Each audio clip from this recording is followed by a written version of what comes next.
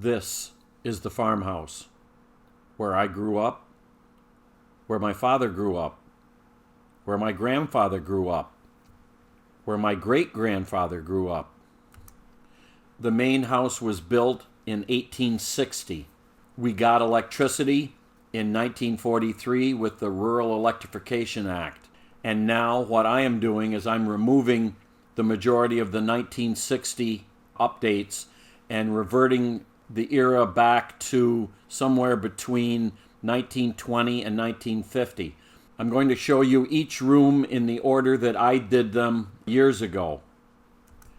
While I am no more of a carpenter or a designer than any member of my family has ever been, I'm doing it to suit me and my tastes.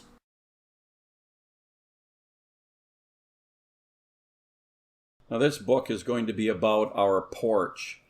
As you can see in this image, the left side of the house is the original 1860. The right side is the 1913-1915 addition. And you have the two doors and the poured concrete steps. Obviously, the porch was added on sometime after 1913-1915 when the kitchen addition was added, probably in the 20s, probably no later than the 30s. Now here's a picture of it when it was a screened-in porch. This picture is probably from the 30s, early 40s. And sometime in the 50s, early 60s, the porch was closed in with those aluminum triple-track windows that were very popular back then.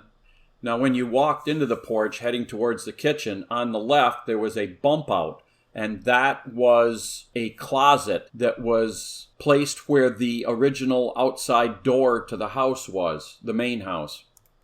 But as you can see, the closet didn't extend all the way to the outer wall, so you had this little alcove that ended up being a catch-all for all kinds of crap. So to redo the porch correctly, I started taking down the Homosote walls. Yes, they were Homosote. That's pressed paper. And that was popular back then. And this image shows you the original opening or doorway into the original part of the house. And turning around 180 degrees, this is the view of the other side of the porch. So if you remember when I said that when they closed in the porch, they used the triple track aluminum framed windows. Well, if anybody is familiar with those triple track windows, they leak air, they leak water, the lock mechanisms fail, and they're just a very poorly designed window. So they had to go.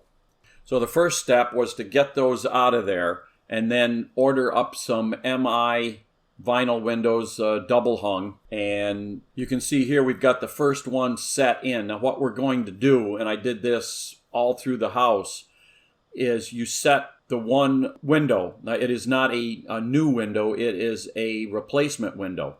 You set it in, and then you put another window to the left of it, and then the space in between, you drop in a 2x4 of the correct thickness, and there's your set of windows. And here is your 2x4 divider. We have just cut some pocket holes for the screws that are going to hold the 2x4 into position as the divider. And there's the first set of windows in place. And if you notice at the top, there's some new lumber. The beam above the windows was not level, so we had to do a little shimming to close up that area. And here's what it looks like from the outside.